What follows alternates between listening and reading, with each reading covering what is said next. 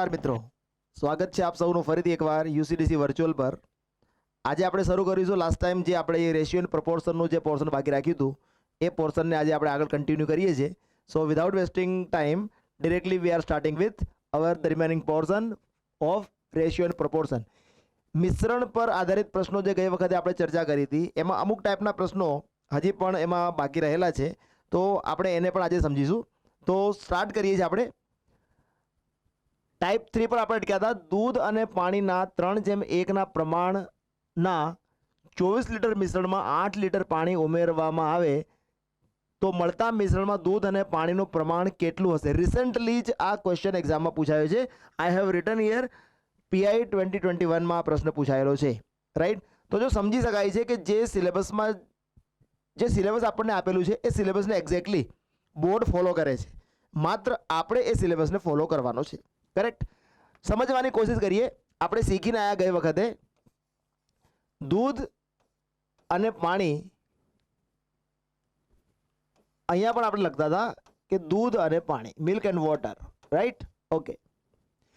24 litre મિશ્રણ છે, તો અહીંયા સમજીએ, અહીંયા આપણે ક્વોન્ટિટી લખીએ છીએ, રાઈટ। અહીંયા ક્વોન્ટિટી લખવાની છે, તો 3:1 પ્રમાણમાં છે, તો દૂધનું પ્રમાણ કેટલું?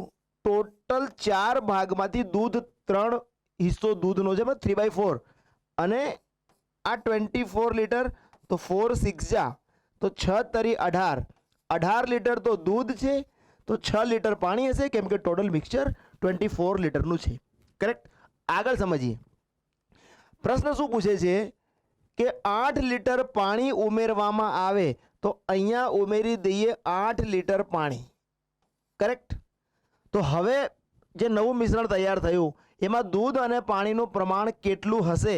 તો અહીંયા આપણને મળી જ જાય છે કે આપણા નવા મિક્સચરમાં દૂધ તો 18 લીટર જ છે અને પાણી 6 લીટર હતું ને 8 લીટર બીજું એડ કર્યું, તો આ થઈ ગયું 14 લીટર। તો નવા મિક્સચરમાં દૂધ અને પાણીનું પ્રમાણ, આને કટ કરી દઈએ 2 થી, તો 2 નવા 18 અને 2 સીધું 14। So this is our new proportion in the new mixture 9:7। Clear છે guys? So you can understand કે કેટલું આસાન ક્વેશ્ચન આ પીઆઈની એક્ઝામમાં પૂછાયેલો છે। જો આપણા બેઝિક્સ ક્લિયર હોય ને, કન્સેપ્ટ જો ક્લિયર હોય, તો તમે આરામથી આ ક્વેશ્ચનને કરી શકશો। હવે કેટલાક લેવલના પ્રશ્નો જોઈએ। સિમિલર ટાઈપનો ક્વેશ્ચન છે, સિમિલર ટાઈપનો ક્વેશ્ચન, પણ થોડું કેલ્ક્યુલેટિવ છે, એટલે આપણે આને આપણા કન્ટેન્ટમાં આને સમાવિષ્ટ કર્યું છે। જેમ કે અહીંયા મને ખબર છે કે દૂધ અને પાણીનું મિક્સચર 50 લીટર છે, પણ જે પ્રપોર્શન આપ્યું છે ને એ છે 3:5નો, એટલે અહીંથી દૂધ અને પાણીની જે ક્વોન્ટિટી નીકળીને આવશે એ કંઈક આપણને ફ્રેક્શનમાં અથવા પોઈન્ટમાં, ડેસિમલમાં આવશે, જેથી આપણને એમ લાગશે કે ક્વેશ્ચન થોડો કમ્બરસમ છે, correct. But no need to worry, આપણે સિમ્પલી આપણે સિસ્ટમને ફોલો કરીએ। હમણાં જ જોઈને આવ્યા કે 3/8 મતલબ કે દૂધનું પ્રમાણ, ટોટલ પાર્ટ છે 3 + 5 8, 8માંથી 3 હિસ્સો એ દૂધનો છે, અને ટોટલ છે આપણી પાસે 50 લીટર। તો જો આને આપણે કટ કરી દઈએ ને, તો આ થઈ જશે 8 × 48, 8 × 2 = 16, 6.25, 6.25 × 3 મતલબ 6 તરી 18, 18.75, તો 18.75 લીટર એ તો દૂધ છે, અને બાકીનું જે રહી ગયું 50માંથી માઇનસ કરી દઈએ, 50માંથી માઇનસ કરો એટલે 31.25 લીટર આ તમારું થઈ ગયું પાણી। 18.75 લીટર દૂધ અને 31.75 લીટર થઈ ગયું પાણી, ઓકે। મિશ્રણમાં કેટલું પાણી ઉમેરીએ કે દૂધ અને પાણીનું પ્રમાણ 5:3 નું થઈ જાય? કેટલું પાણી એડ કરીએ? આપણે શીખીને આવ્યા કે આમાં x ઉમેરી દઈએ, આટલું પાણી ઉમેરી દઈએ, જેથી આ જે નવું પ્રમાણ છે એ 5:3 નું થઈ જશે, ઓકે।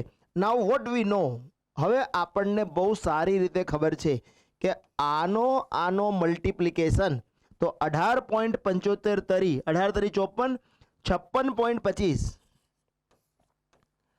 56.25 ઇઝ ઇક્વલ ટુ આનું આનું multiplication both are always equal, ratio પ્રપોર્શનમાં આપણે બિગિનિંગમાં શીખીને આવ્યા.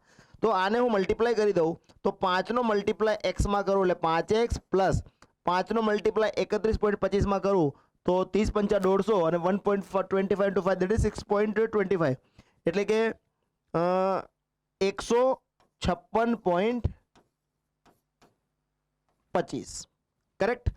તો 56 ને પેલી બાજુ લઈ જઈએ 18.75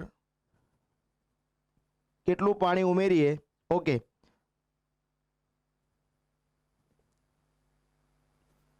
માઇનસમાં 1 મિનિટ જરા ચેક કરીએ આને આપણે. 18.75 into 3 18 3 54 56.25 અને અહીંયા 156.25 વત્તા 5x 18.75 દૂધ અને પાણી 31.25 કેટલું પાણી ઉમેરીએ. ઓકે, અહીંયા માઇનસમાં આવે છે એટલે ડેટા થોડા સુધારી લઈએ આપણે. ઇમિડિયેટલી અહીંયા થોડું ચેન્જ કરી દઈએ, નહીં તો આન્સર હમણાં આપણો માઇનસમાં આવશે. કેટલું પાણી કાઢી લઈએ, રાઈટ, કેટલું પાણી કાઢી લઈએ, otherwise the answer will be in the negative term. કેટલું પાણી કાઢી લઈએ, કરેક્ટ. અહીંયા હું સુધારી દઉં છું. માની લો કે x લીટર પાણી કાઢી લઈએ તો અહીંયા થઈ જશે -5x, આ થઈ જશે -5x. 5x ને આ બાજુ લઈએ એટલે આ 5x 56.25 ને પેલી બાજુ લઈ જઈએ એટલે 100. So x is equal to what? x is equal to 20 litre. x is equal to 20 litre, correct. તો જો એક સિમ્પલ બી ગડબડ થાય ને ડેટામાં, એક્ઝામમાં કદાચ માની લો આ તો અહીંયા આપણે ક્વેરી આને સોલ્વ કરી લીધું, પણ એક્ઝામમાં ધારો કે અહીંયા આવો કોઈ વર્ડ ચેન્જ થઈ જાય તો અહીંયા આપણને ખ્યાલ આવવો જોઈએ કે આન્સર નેગેટિવ કેમ જાય છે, કરેક્ટ. તો ત્યાં આપણો ક્વેશ્ચન હોવો જોઈએ કે કેટલું પાણી કાઢી લઈએ.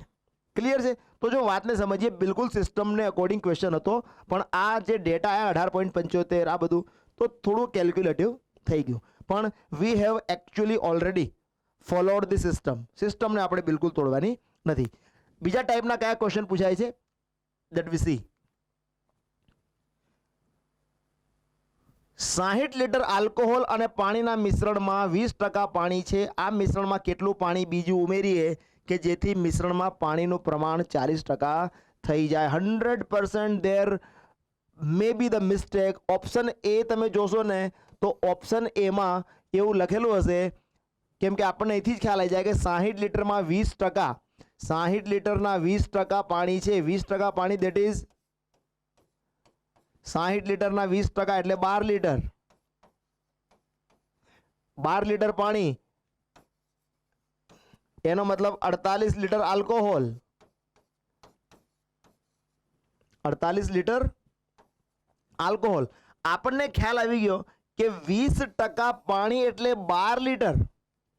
મારે 40% કરવું છે, મતલબ કે ડબલ કરવું છે, 24 litre. So I have to add more 12 litre. મારે બીજું 12 લીટર એડ કરવું પડશે અને ઓપ્શન એમાં 12 લીટર હોય જ. This is one mistake.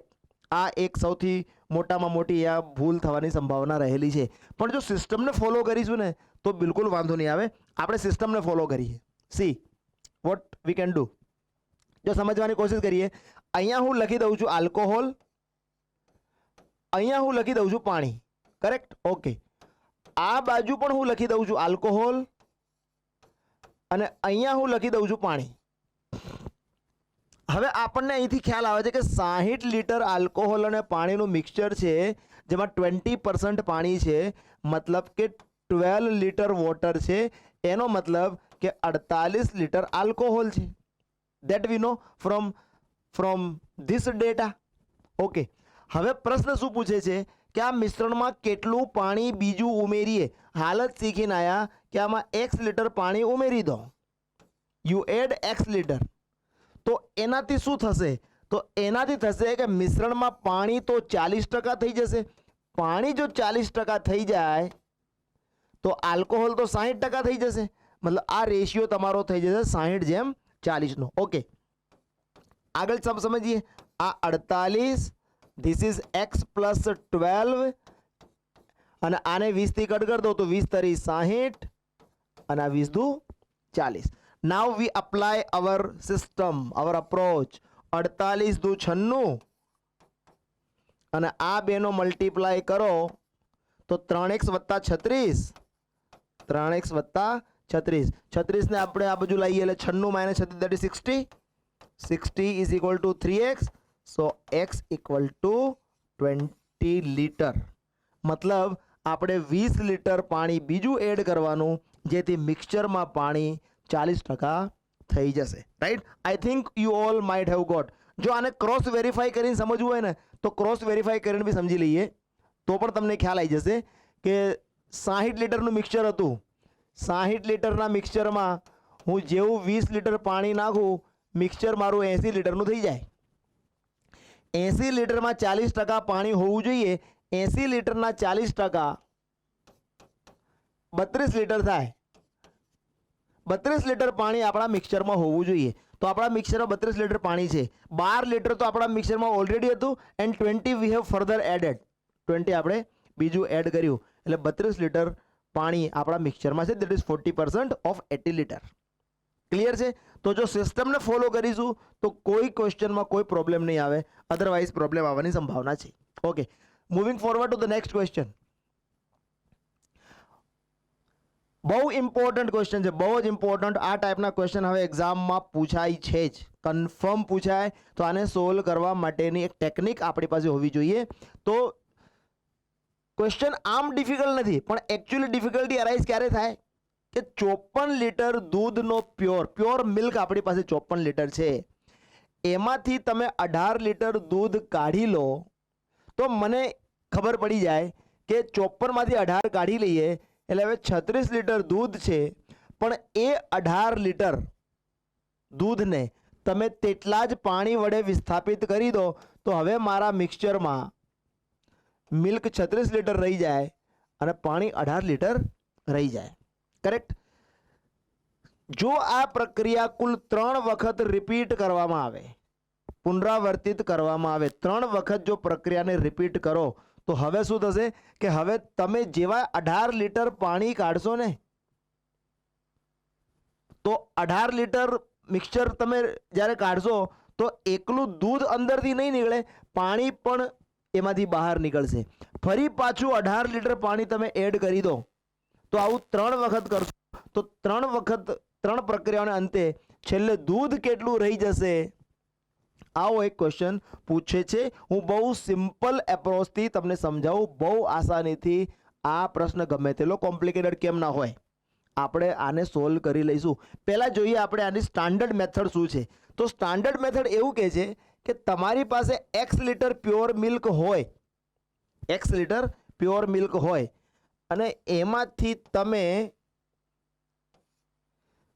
જો y લીટર મિલ્ક કાઢી લો અને એને પાણીથી રિપ્લેસ કરી દો અને આ પ્રક્રિયા જો તમે n ટાઈમ કરો તો this is what, this is the amount of pure liquid at the end of n repetition. મતલબ n પ્રક્રિયાઓને અંતે તમારી પાસે જે શુદ્ધ પ્રવાહીની માત્રા રહી જશે એ આટલી રહી જશે. ક્લિયર? હવે હું તમને બતાવું કે x તો શું છે. તો x તો છે તમારી પાસે 54 લીટર. ઓકે, અહીંયા સમજીએ. આ છે બિલકુલ સ્કૂલિંગની મેથડ. અહીંયા શું છે 108 સોરી 54. અહીંયા કેટલા છે 54. 54 માંથી તમે કેટલા કાઢી લીધા છે તો 54 માંથી તમે કાઢી લીધા છે 18. અને આ પ્રક્રિયા તમે કરી છે કેટલી વખત તો you have repeated this for 3 time. Correct? તો જો આને સોલ્વ કરવાની કોશિશ કરીએ. 18 તરી 54 રાઈટ. તો 3 એકા 3, 3 માંથી 1 જાય 2/3 મતલબ આ થશે 54 ગુણ્યા 2/3 અને એ કેટલા વખત 3 ટાઈમ 2/3 ઇન્ટુ 2/3. 3 તરી 9 તરી 27, 27 દુ 54, 2/4 એટલે કે 16 લીટર દૂધ રહી જશે. This is our answer. Clear? હવે આટલું બધું કામ ના કરવું હોય तो जो सिंपल अप्रोच अप्लाई करिए, very simple, we are applying a very simple approach. તમે બરાબર ધ્યાન રાખો કે મારી પાસે 54 લીટર દૂધ હતું, એમાંથી 18 લીટર કાઢી લીધું. That is what 1/3. That is what 1/3. 1/3 નો મતલબ એવો નીકળે કે 3 હિસ્સામાંથી એક હિસ્સો કાઢી લીધો. દૂધના 3 હિસ્સામાંથી એક હિસ્સો આપણે કાઢી લીધો, તો દૂધના 3 હિસ્સામાંથી 2 હિસ્સા રહી જાય, મતલબ મારી પાસે 2/3 રહી જાય. 2/3 રહી જાય. કેટલાના 2/3? 54 ના 2/3. ક્યારે? પહેલી પ્રક્રિયાને અંતે. બીજી પ્રક્રિયાને અંતે ફરી 2/3. ત્રીજી પ્રક્રિયાને અંતે ફરી 2/3. It is that much simple. આટલું સિમ્પલ છે આ. કરેક્ટ? ફરી સમજાવી દઉં. 54 માંથી 18 કાઢી લીધું, એને કટ કરી દીધું 1/3. મતલબ આને આપણે ઇન્ટરપ્રેટ કરી શકીએ કે કુલ 3 પાર્ટમાંથી 1 પાર્ટ વી હેવ વિડ્રોન. 2 પાર્ટ રહી ગયા, મતલબ 2/3 રહી ગયું. 3 વખત પ્રક્રિયાને પુનરાવર્તિત કરી છે, રિપીટ કરી છે, એટલે એવરી ટાઈમ 2/3 2/3 2/3 રહી જશે. તો 54ના 2/3 2/3 2/3 જો એમ લખવામાં આવે કે પ્રક્રિયા 4 વખત પુનરાવર્તિત કરવામાં આવે છે, અગેન 2/3. કરેક્ટ? ઓકે. હવે નાઉ ઇટ ઇઝ વેરી સિમ્પલ. 3 તરી 9 તરી 27, 27 દુ 54 અને 2 ગુણ્યા 2 ગુણ્યા 2 ગુણ્યા 2, દેટ ઇઝ 16 લીટર. સો 3 પ્રક્રિયાઓને અંતે છેલ્લે દૂધ કેટલું રહી જશે? 16 લીટર દૂધ રહી જશે. ક્લિયર છે? મને લાગે છે સમજાઈ ગયું હશે. આના કરતાં સિમ્પ્લિફાઈડ મેનરમાં, આનાથી વધારે સિમ્પ્લિફાઈ આપણે આને નહીં કરી શકીએ. This is more simple to understand. Correct? પણ આવા ક્વેશ્ચનમાં બીજા કયા પ્રકારના કોમ્પ્લિકેશન્સ બોર્ડ લાવી શકે છે એને પણ આપણે જોવાના જ રહે. રાઈટ? તો નેક્સ્ટ ક્વેશ્ચનમાં આપણે એવા કોમ્પ્લિકેશનને જોઈએ છે. વાઇનથી ભરેલા એક પાત્રમાંથી 8 લીટર વાઇન કાઢીને તેટલા જ પાણી વડે વિસ્થાપિત કરવામાં આવે છે. રાઈટ? આ પ્રક્રિયા બીજી 3 વખત પુનરાવર્તિત કરવામાં આવે છે, જેથી મિશ્રણમાં વાઇન અને પાણીનું પ્રમાણ 16:65 થઈ જાય. તો પ્રારંભમાં પાત્રમાં વાઇનની માત્રા કેટલી હતી? આની પહેલાવાળા ક્વેશ્ચનમાં શું હતું? પ્રારંભમાં શુદ્ધ પ્રવાહીની માત્રા, દૂધની માત્રા કેટલી હતી? અમારી પાસે હતું કે 54 લીટર દૂધમાંથી 18 લીટર દૂધ કાઢવામાં આવે છે. અહીંયા આપણી પાસે ડેટા શું છે કે 8 લીટર વાઇન કાઢવામાં આવે છે, પણ છે કેટલું? That we don't know. Right? એ જ આપણને પૂછે છે કે પ્રારંભમાં વાઇનની માત્રા કેટલી હતી. તો here what we can do? તો અહીંયા આપણને ખબર છે કે ફોર્મ્યુલા શીખીને આવ્યા પ્રીવિયસ એક્ઝામ્પલમાં કે માની લો કે x લીટરની માત્રા હતી. આ તો આપણને ખબર છે. અહીંયા ફોર્મ્યુલા હતું કે આ x માંથી કેટલું કાઢી લીધું આપણે? 8 લીટર કાઢી લીધું. 8 લીટર કાઢી લીધું. આ પ્રક્રિયાને કેટલી વખત કરી?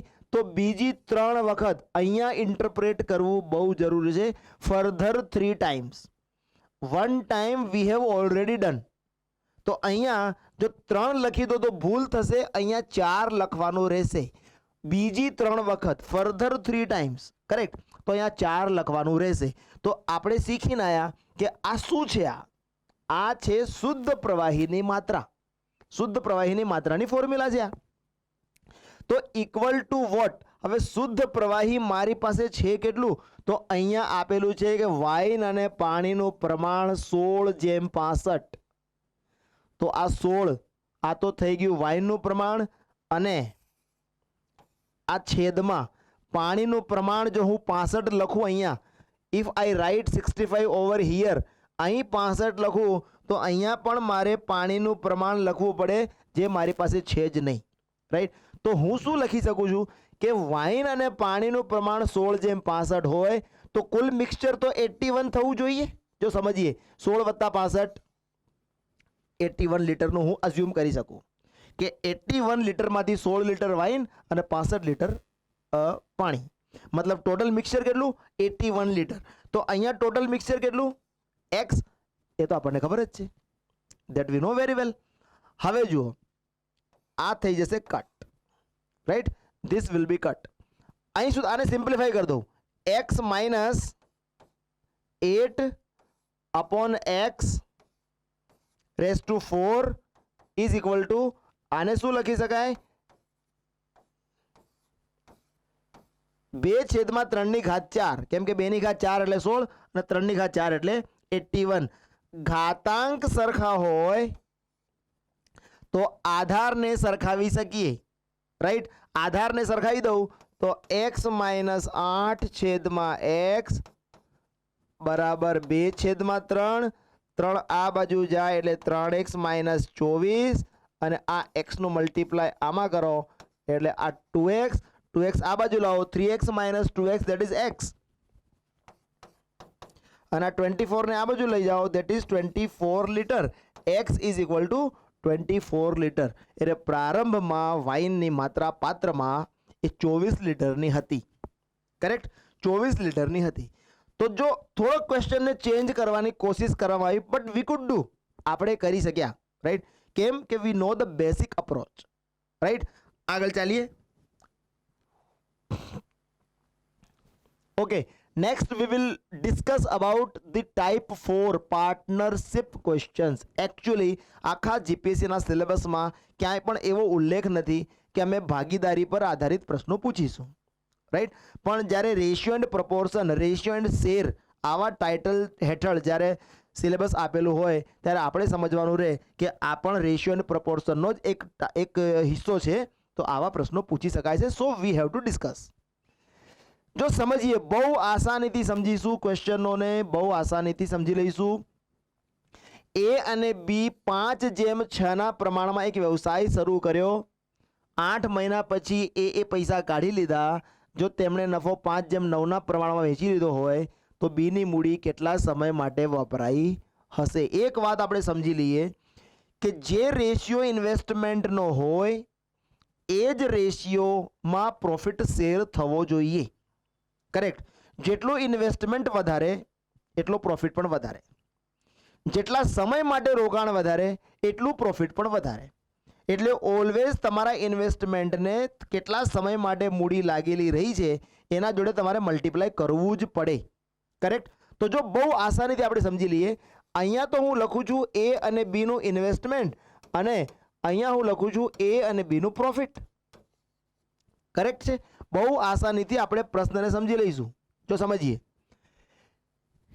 એ કેટલા પ્રમાણમાં રૂપિયા લગાયા? 5 અને બી એ 6. 8 મહિના પછી એ પૈસા કાઢી લીધા. 8 મહિના પછી એ પૈસા બધા વિડ્રો કરી લીધા. મતલબ એની કેપિટલ, એની મૂડી 8 જ મહિના લાગેલી રહી. That is very confirm. હું અહીંયા ગુણાકાર 8 કરી દઉં. ઓકે, 8 મહિના માટે એના પૈસા લાગેલા રહ્યા. બીની મૂડી કેટલા સમય માટે વપરાઈ? That is our question. That we don't know. હું લખી દઉં કે બીની મૂડી x મહિના માટે વપરાય. દેટ આઈ ડોન્ટ નો, પણ એનું મને ખબર છે કે 8 મહિના પછી પૈસા વિડ્રો કરી લીધા એટલે હું એનું જે 5/8 લખી શકીએ. અને આ જે રેશિયો છે પ્રોફિટનો દેટ ઇઝ ઓલરેડી ગિવન કે 5/9 ના પ્રમાણમાં નફો વેચી લીધો. 5/9 ના પ્રમાણમાં વેચી લીધો. કરેક્ટ? હવે જુઓ, અહીંયા તો છે 40, આ છે 6x, આ છે 5/9. આપણને શું ખબર છે? 40 ગુણ્યા 9 કરો એટલે 360 અને 6x ગુણ્યા 5 કરો એટલે 30x. So x is equal to what? 360/30, that is 12. 0 0 cut and 12 3 are 36. x is equal to 12. મતલબ અહીંયાથી આપણને ખબર પડી ગઈ કે બીની મૂડી 12 મહિના માટે લાગેલી રહી. બીની capital, the B's capital was used for 12 months. Correct? તો જો મિક્સચરના ક્વેશ્ચન હોય કે પછી પાર્ટનરશિપના ક્વેશ્ચન હોય, આ રેશિયો ઓલવેઝ લાગશે કે આ બેનો ગુણાકાર અને આ બેનો ગુણાકાર હંમેશા સમાન થશે. That always we will apply. Okay, જો સમજીએ, બહુ ઇમ્પોર્ટન્ટ ક્વેશ્ચન છે, પૂછાઈ શકે છે એક્ઝામમાં. 4 ગોવાળિયા A, B, C અને D ગાયો ચરાવવા માટે એક પાસ્ચર લેન્ડ, મતલબ it is a waste land, pasture લેન્ડને ભાડે રાખે છે ગાયો ચરાવવા માટે. એ 18 ગાયોને 4 મહિના માટે ચરાવે છે, બી 25 ગાયોને 2 મહિના માટે, સી 28 ગાયોને 5 મહિના માટે અને ડી 21 ગાયોને 3 મહિના માટે ચરાવે છે. એ 720 રૂપિયા ભાડું ચૂકવ્યું છે. તો આખી લેન્ડનું ભાડું કેટલું? કરેક્ટ. જેટલી આ ડાયરેક્ટ પ્રપોર્શનમાં છે, જેટલી ગાયો વધારે એટલું રેન્ટ વધારે, જેટલા મહિના વધારે એટલું રેન્ટ વધારે. મતલબ આને આપણે ગુણવું પડશે. કરેક્ટ. તો જો આપણે સમજીએ, એ આ બી, સી અને આ ડી. કરેક્ટ.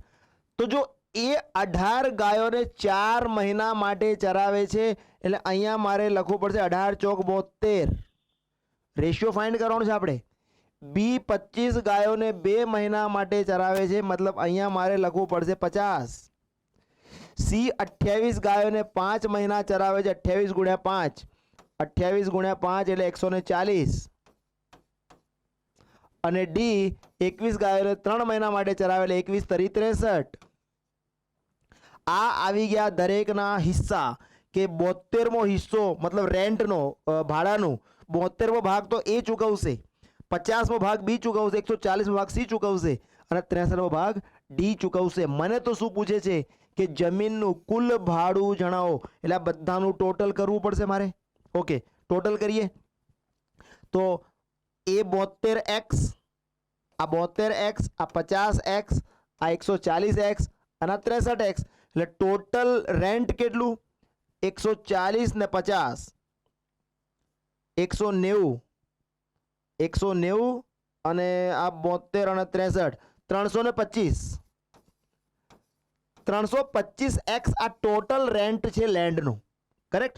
ટોટલ એકવાર ફરી જોઈ લઈએ. 140 ને 50, 190 અને આ 72 ને 63, 72 ને 63 that is 135.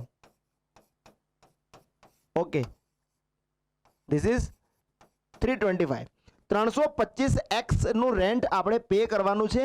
હવે x ની વેલ્યુ જોઈશે મારે, then only I can say. તો અહીંયા આપણને આપેલું છે કે એ 720 રૂપિયા ચૂકવ્યા, મતલબ એણે કેટલા રૂપિયા ચૂક્યા? 72x. 72x ની વેલ્યુ કેટલી? 720. તો x ની વેલ્યુ કેટલી? 10 રૂપિયા. x ની વેલ્યુ કેટલી? 10 રૂપિયા. એ વેલ્યુને અહીંયા સબસ્ટિટ્યુટ કરીએ તો ટોટલ રેન્ટ કેટલું?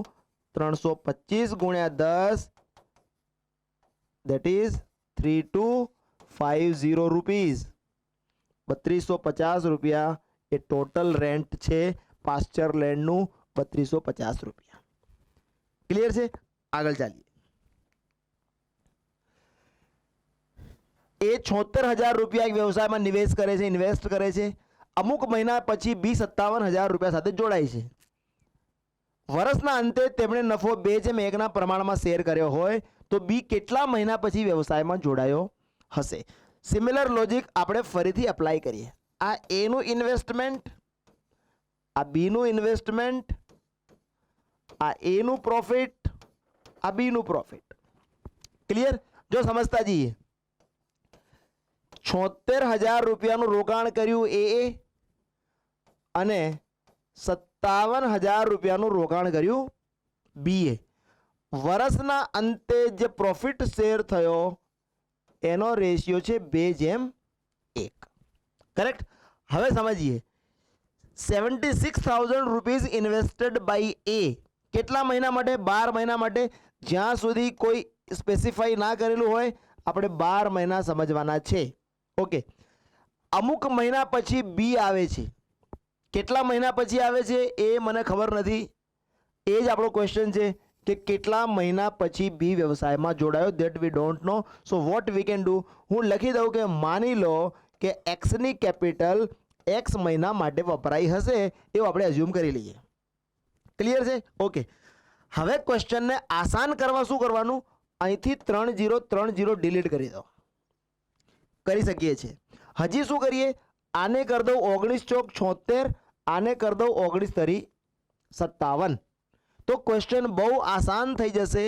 આ થઈ જશે 12 ચોક 48, અહીંયા થઈ જશે 3x અને અહીંયા થઈ જશે 2:1. નાઉ વી નો વેરી વેલ, 48 એકા 48 અને આ 3x દુ 6x. तो एक्स ની વેલ્યુ કેટલી 8 છંગ 48 एक्स ની વેલ્યુ કેટલી 8 છંગ 48 ઓપ્શન એ માં જ લખેલું હોય 8 આ જે ઓપ્શન આપવામાં આવે છે ને આ કન્ફ્યુઝિંગ હોય અહીંયા લખેલું હોય 8 તો 8 ને માર્ક નથી કરી દેવાનું કેમ કે આપણો આન્સર શું આવ્યો છે કે બી ની કેપિટલ 8 મહિના માટે વપરાઈ છે એનો મતલબ કે 4 મહિના પછી જોડાયો હશે correct so the right answer is 4 month right answer is what 4 month આપણો ક્વેશ્ચન એમ હોત ને કે બી ની મૂડી કેટલા સમય માટે વપરાઈ then our answer would have been 8 month આપણો આન્સર આપણે લખ્યો હોત 8 મહિના પણ પ્રશ્ન છે કે બી કેટલા મહિના પછી વ્યવસાયમાં જોડાયો હશે સો our answer is 4 month 4 મહિના પછી જોડાયો હશે right okay I think you all might be getting 8,280 રૂપિયાને એ બી અને સી માં વેચવાના છે ક્વેશ્ચન એટલો બધો ખરાબ નથી એક વાતને સમજાવી દઉં કે 8,280 રૂપિયાને એ માં બી માં અને સી માં જો તમારે વેચવા હોય ને તો તમને એ બી અને સી નું જો પ્રપોર્શન આપી દે પ્રમાણ જેમ કે 2:3:4 માં વેચી દો તમે બહુ જલ્દીથી એને ડિવાઈડ કરી દેશો પણ તમે જુઓ કે આ રેશિયો નથી આપ્યો આ આપણે ફાઇન્ડ કરવું પડશે because we don't no the direct ratio of A:B:C આપ્યું શું છે તમે જુઓ કેવી રીતે ક્વેશ્ચનમાં ડેટાને આપણને આપેલા જો સમજીએ A:B+C ઇઝ ઇક્વલ ટુ 2:7 અને C:A+B ઇઝ ઇક્વલ ટુ 5:7 હવે અહીંયા એક લોજિક આપણે સમજીએ કે એ ની વેલ્યુ 2 અને B પ્લસ C ની વેલ્યુ 7 તો A plus B plus C કરો તો એની વેલ્યુ થઈ જશે 2 + 7 એટલે કે 9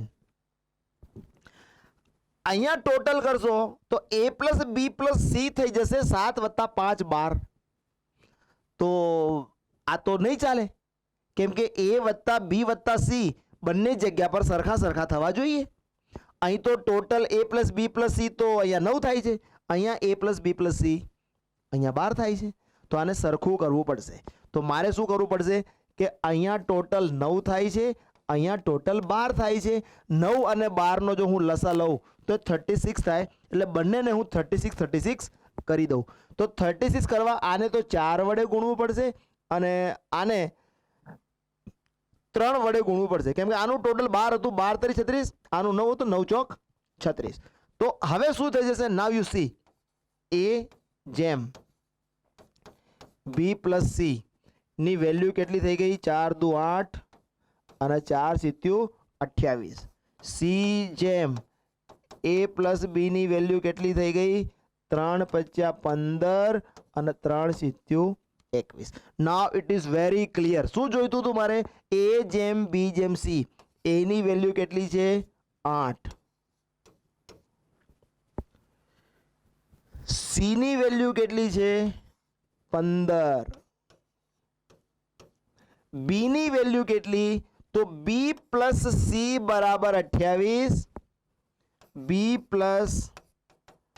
C = 28 C ની વેલ્યુ કેટલી 15 तो B + 15 = 28 तो B = 13 तो आ वैल्यू आई गई 13 now question is very much easy હવે પ્રશ્ન આસાન થઈ ગયો હવે પ્રશ્ન એમ થઈ ગયો કે 8,280 રૂપિયાને એ માં બી માં સી માં વેચી આપો તો મારી પાસે રેશિયો છે કે 8:13:15 માં 15 ના પ્રમાણમાં ડિવાઈડ કરવાના છે તો બી નો હિસ્સો જણાવો નાउ यू कैन से કે બી નો હિસ્સો કેટલો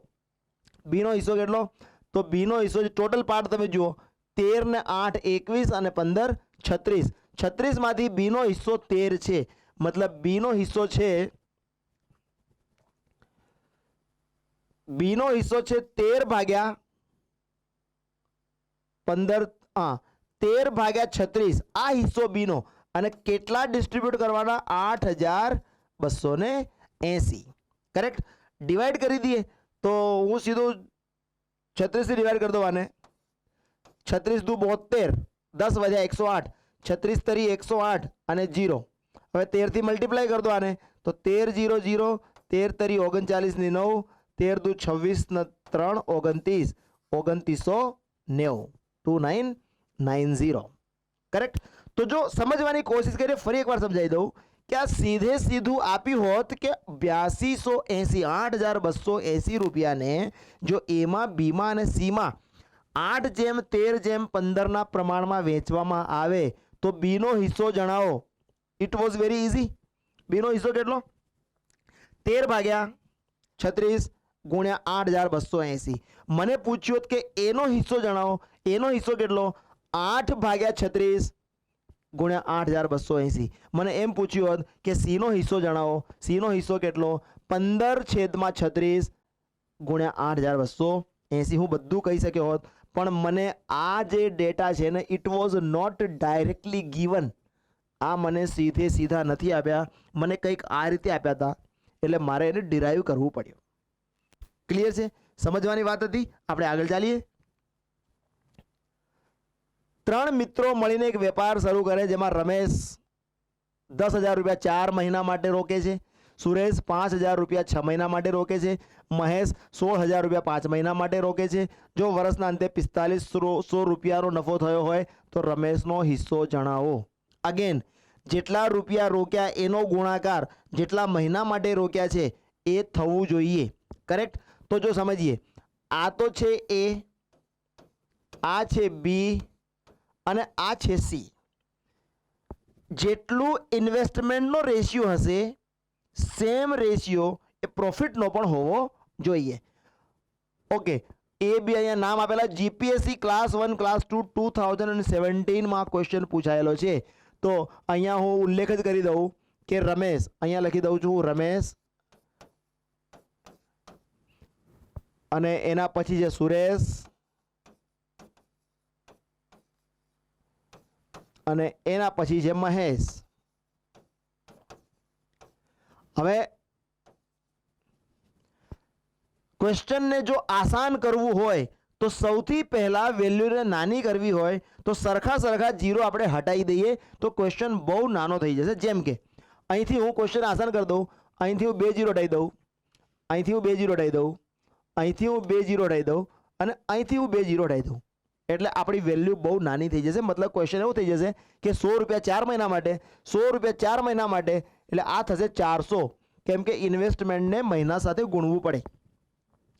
50 રૂપિયા 6 મહિના માટે એટલે 300 અને 160 રૂપિયા 5 મહિના માટે એટલે 800। કરેક્ટ? તો ફરી 0 0 0 કાઢી નાખીએ એટલે રેશિયો શું થઈ ગયો 4:3:8। આ થઈ ગયો રેશિયો। ક્લિયર? રમેશ, સુરેશ અને મહેશનો જે રોકાણનો ઇન્વેસ્ટમેન્ટનો રેશિયો છે એ 4:3:8નો છે તો પ્રોફિટનો રેશિયો પણ 4:3:8નો જ રહેવો જોઈએ। પ્રશ્ન શું પૂછે છે કે રમેશનો હિસ્સો જણાવો। રમેશનો હિસ્સો કેટલો? ચોથો હિસ્સો છે।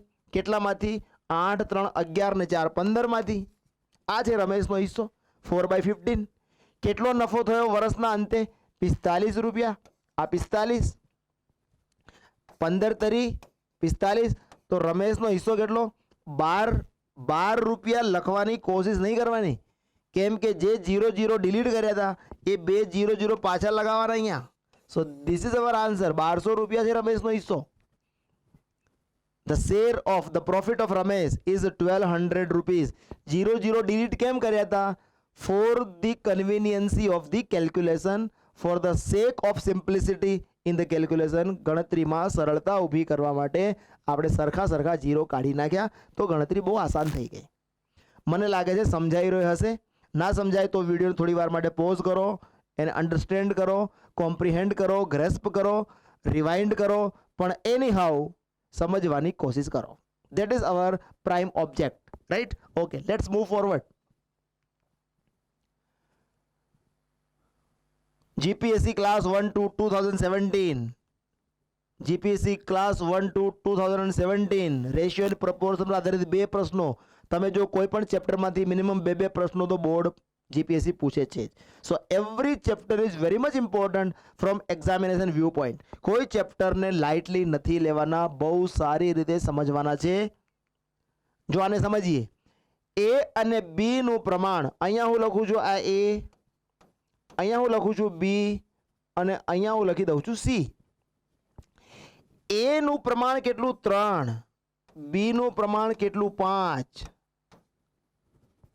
3 મહિના પછી સી જોડાય છે અને બી જેટલું જ રોકાણ કરે છે, મતલબ 5 જ. બી નું રોકાણ 5 જેટલું છે, સી પણ 5 નું જ રોકાણ કરે છે. 1 વર્ષ બાદ નફાનું પ્રમાણ જણાવો. 1 વર્ષ બાદ મતલબ આફ્ટર 12 યર. તો આ ગુણ્યા 12, 12 મંથ, 1 વર્ષ પછી એટલે કે 12 મહિના પછી ગુણ્યા 12. 3 મહિના પછી સી જોડાય છે એટલે સી ની મૂડી તો લાગેલી રહી 9 મહિના. બિલકુલ આસાન ક્વેશ્ચન છે, ખાલી સમજવાનું છે. તો આ થઈ ગયું 36, આ થઈ ગયું 60 અને આ થઈ ગયું 45. આ આવી ગયું રોકાણનું પ્રમાણ. આ પ્રમાણમાં રોકાણ કરેલું છે તો પ્રોફિટ પણ આ જ પ્રમાણમાં શેર થશે. રાઈટ. રિડ્યુસ થતું હોય તો આને રિડ્યુસ કરી દઈએ. તો 36 અને 60 અને 45 3 થી કટ થાય. આને 3 થી કટ કરો તો 12, આને 3 થી કટ કરો તો 20 અને આને 3 થી કટ કરો તો 15. મતલબ આ રેશિયોમાં પ્રોફિટ વહેંચાવો જોઈએ. આ જ આપણો ક્વેશ્ચન હતો કે નફાનું પ્રમાણ જણાવો. 12:20:15. કરેક્ટ. ક્લાસ 1-2માં 2017માં પ્રશ્ન પૂછાયેલો છે. કરેક્ટ છે. તો જો આપણે સમજવાની એક કોશિશ કરીએ છીએ કે ક્વેશ્ચન એટલા હાઈફાઈ લોજિકવાળા બોર્ડ નથી પૂછતું. ક્વેશ્ચન સારા હોય છે, આપણે ખાલી બરાબર સમજવાનું છે. ઓકે, આગળ ચાલીએ. Now we will discuss type 5 question, age related question. ઉંમર સંબંધિત પ્રશ્નો. એકચ્યુઅલી જીપીએસસીના સિલેબસમાં ઉંમર પર આધારિત પ્રશ્નો એક અલગ ટાઇટલ હેઠળ પૂછવામાં આવે છે. એને અલગ ચેપ્ટર હેઠળ જ એને સિલેબસમાં સામેલ કરેલ છે. પરંતુ આમાં આપણે એટલા માટે સામેલ કરી લીધું કે ઉંમરમાંથી થોડોક ટુકડો, થોડોક ભાગ એ એવો છે કે જેમાં આમાં રેશિયો પર આધારિત પ્રશ્નો પૂછવામાં આવે છે, ગુણોત્તર પર આધારિત પ્રશ્નો પૂછવામાં આવે છે. એટલે આમાં લિંકમાં આપણે આસાનીથી આપણે સમજાઈ જાય, લિંક મેન્ટેન રહે એટલા માટે એ થોડોક ટુકડો અહીંયા આપણે સામેલ કર્યો છે. અધરવાઇઝ ઉંમર પર આધારિત પ્રશ્નો આપણે નવા ચેપ્ટરમાં જે ઇક્વેશન બનાવીને સોલ્વ કરવાના હોય છે એ આપણે જોઈશું, પણ એનો અમુક હિસ્સો જે રેશિયો પર આધારિત છે એને આપણે આ પાર્ટમાં ડિસ્કસ કરી લઈએ છીએ. જો બરાબર સમજવાનું, કોઈ ઇક્વેશન ફોર્મ નહીં કરીએ, સિમ્પલી વી વિલ અન્ડરસ્ટેન્ડ. ધીરે ધીરે સમજો, હું પણ બહુ ધીરે ધીરે જઈશ. સમજીએ બરાબર. આપણે અહીંયા તો લખેલી આપણે એમ અને એન સી કઈ રીતે ક્વેશ્ચનને ઘણા બધા પ્રશ્નો સોલ્વ કરીશું. પહેલામાં નહીં સમજાય, બીજામાં, ત્રીજામાં, ચોથામાં, પાંચમામાં, છઠ્ઠા પ્રશ્નમાં આખો કન્સેપ્ટ તમને બહુ આસાનીથી સમજાઈ જશે. રાઈટ. એમ અને એન ની વર્તમાન આયુ જો સમજીએ, અહીંયા હું લખું છું વર્તમાન આયુ નો ગુણોત્તર કેટલો છે? 4:5. આ વર્તમાન આયુનો ગુણોત્તર છે. 12 વર્ષ પછી આ ગુણોત્તર થઈ જશે 5:6. 5:6. તો એમ ની વર્તમાન આયુ જણાવો. જો ઇન્સ્ટન્ટલી ઇમિડિયેટલી જણાવીએ આપણે, તમારે સમજી લેવાનું આ ગેપ કેટલો છે? 1 નો. આ ગેપ કેટલો છે? 1 નો. there is a gap of 1. આ 1 નો ગેપ બરાબર કેટલા? આ બંનેના ટોટલ જેટલું. હવે વર્તમાનને તો આપણે 0 ગણીએ છીએ. વર્તમાન પ્રેઝન્ટ એટલે 0. તો 0 વત્તા 12 એટલે કેટલા? 12. સમજાઈ રહ્યું હશે. 1 નો ગેપ બરાબર મતલબ 1 યુનિટની વેલ્યુ 12 વર્ષ. આ બરાબર સમજી લેજો. ફરી સમજાઈ દઉં. આનો ગેપ કાઢી લો. 1 નો ગેપ છે. 2 નો ગેપ હોય તો શું લખવાનું? 2 યુનિટ બરાબર 12 વર્ષ, તો 1 યુનિટ બરાબર 6 વર્ષ. 3 નો ગેપ હોય, 3 યુનિટ બરાબર 12 વર્ષ, 1 યુનિટ બરાબર 4 વર્ષ. આ 12 ક્યાંથી લાયા? આ બેનું ટોટલ. ક્લિયર છે? આગળ ચાલીએ. એક યુનિટ બરાબર 12 વર્ષ. That's it. મને શું પૂછે છે? એમની વર્તમાન આયુ જણાવો. આ રહી એમની વર્તમાન આયુ કેટલી? 4 યુનિટ. 4 યુનિટ. એક યુનિટની વેલ્યુ કેટલી? 12. તો એમની વર્તમાન આયુ કેટલી? 48 વર્ષ. એમની વર્તમાન આયુ કેટલી? 48 વર્ષ. મને એમ પ્રશ્ન પૂછ્યો હોત કે એનની વર્તમાન આયુ જણાવો, તો એનની વર્તમાન આયુ કેટલી થઈ જાય? 12 પંચા 60. જો બરાબર સમજીએ, આ એમ, આ એન. એમની વર્તમાન આયુ કેટલી? 48. એનની વર્તમાન આયુ કેટલી? 12 પંચા 60. ક્લિયર? આફ્ટર 12 યર, 12 વર્ષ પછી એમની કેટલી થઈ જશે? 60. એનની કેટલી થઈ જશે? 72. રેશિયો કેટલો થઈ ગયો? 12 પંચા 60, 12 છંગ 72. રેશિયો કેટલો થઈ ગયો 12 વર્ષ પછી? 5:6. આ જ આપણો ક્વેશ્ચન હતો કે 12 વર્ષ પછી રેશિયો 5:6 નો થઈ ગયો, તો એમની વર્તમાન આયુ જણાવો. એમની વર્તમાન આયુ 48 વર્ષ. ક્લિયર છે? ફરી સમજીએ છીએ આને, કેમ કે આ લોજિક પર આગળના પ્રશ્નો આપણને આવડવા જોઈએ. ફરી એકવાર હું સમજાવી દઉં. Again I am repeating. અહીંયા લખી લો એમ, અહીંયા લખી લો એન, અહીંયા લખી લઈએ છીએ વર્તમાન આયુ, અહીંયા લખી લઈએ 12 વર્ષ પછીની આયુનો ગુણોત્તર. વર્તમાન આયુનો ગુણોત્તર કેટલો છે? 4:5. 12 વર્ષ પછીનો ગુણોત્તર કેટલો છે? 5:6. This much is given in the question. હવે તમારો રોલ ક્યાં છે? આ ગેપ કેટલો? 1 નો. આ ગેપ કેટલો? 1 નો. 1 નો ગેપ બરાબર શું? તો આ બેનું ટોટલ કરો અને 0 ગણો વર્તમાનને. 0 + 12 એટલે 1 યુનિટની વેલ્યુ 12 વર્ષ છે. That's it. Question solved. 1 યુનિટની વેલ્યુ 12 વર્ષ. મને એમ પ્રશ્ન પૂછ્યો હોત કે એનની વર્તમાન આયુ જણાવો. 12 પંચા 60. મને પ્રશ્ન એમ પૂછવામાં આવ્યો છે કે એમની વર્તમાન આયુ જણાવો. 12 ચોક 48. ક્લિયર? 12 વર્ષ પછી એમની આયુ કેટલી હશે? 12 પંચા 60. 12 વર્ષ પછી એનની આયુ કેટલી હશે? 12 છંગ 72. છે ક્લિયર? ક્લિયર છે? આગળનો પ્રશ્ન જોઈએ. હજી કન્સેપ્ટ બહુ ક્લિયર થશે. 1 by 1 જેમ જેમ આપણે પ્રશ્નો તરફ જઈશું, your concept will be very clear. It will B crystal clear. સમજીએ. અહીંયા લખી લઉં છું રાહુલ, અહીંયા લખી લઉં છું અજય. રાહુલ અને અજયની 10 વર્ષ પહેલાની, 10 વર્ષ પહેલા 10 year ago નો ગુણોત્તર છે 5:7 નો. 5:7. 10 વર્ષ પહેલાનો રેશિયો છે આ. 10 વર્ષ પછી 10 year hence, after 10 year, the ratio became 9:11. તો અજયની વર્તમાન આયુ જણાવો. This much data we have. હવે જો સમજીએ, આ ગેપ કેટલાનો છે? 4 નો. આ ગેપ કેટલાનો છે? 5 થી 9 એટલે 4 નો. 5 થી 9 4, 7 થી 11 4. 4 નો ગેપ છે, મતલબ 4 યુનિટની વેલ્યુ કેટલી? 4 યુનિટની વેલ્યુ કેટલી? આ બંનેનું ટોટલ એટલે કે 20. તો 1 યુનિટની વેલ્યુ કેટલી? 1 યુનિટની વેલ્યુ 5 વર્ષ. 1 યુનિટની વેલ્યુ 5 વર્ષ. ક્લિયર? 1 યુનિટની વેલ્યુ મળી ગઈ. તમને કોની ઉંમર પૂછે? અજયની. અજયમાં આપણે મૂકી દઈએ. અહીંયા મૂકી દે. અજયની એજ કેટલી? 7 યુનિટ છે. 7 પંચા 35. 7 પંચા 35. 7 પંચા 35. સમજવાનું શું છે? તમે આમાં વેલ્યુ મૂકી છે એટલે 5 × 35, પણ એ 10 વર્ષ પહેલાની એજ આવી ને. 10 વર્ષ પહેલાનો રેશિયો એનો 5:7 નો હતો. તો 35 યર એ ક્યારની એજ આવી? Before 10 year. મને શું પૂછે છે? આજની વર્તમાન આયુ જણાવો. You have to add 10. એમાં 10 ઉમેરી દો. 10 ઉમેરો એટલે અજયની વર્તમાન આયુ કેટલી આવી ગઈ? 45 વર્ષ. 45 યર. કરેક્ટ છે? તમે આમાં જો વેલ્યુ મૂકી હોત ને, અહીંયા 11 પંચા 55. 1 યુનિટની વેલ્યુ 5 વર્ષ, 11 યુનિટની વેલ્યુ 55 વર્ષ. તો અજયની 55 વર્ષ ક્યારની ઉંમર છે? 10 વર્ષ પછીની 55 છે. તો આજની કેટલી? એમાં 10 માઇનસ કરો. then also you will get 45 year. Clear છે? તો જો બહુ આસાન છે, હું ખાલી કોમ્પ્લિકેશન બતાવી રહ્યો છું, ટ્વિસ્ટિંગ, કે કઈ રીતે ક્વેશ્ચનને કોમ્પ્લિકેટ કરી શકે છે. Steel I will complicate. હજી આપણે આને કોમ્પ્લિકેટ કરીએ છીએ.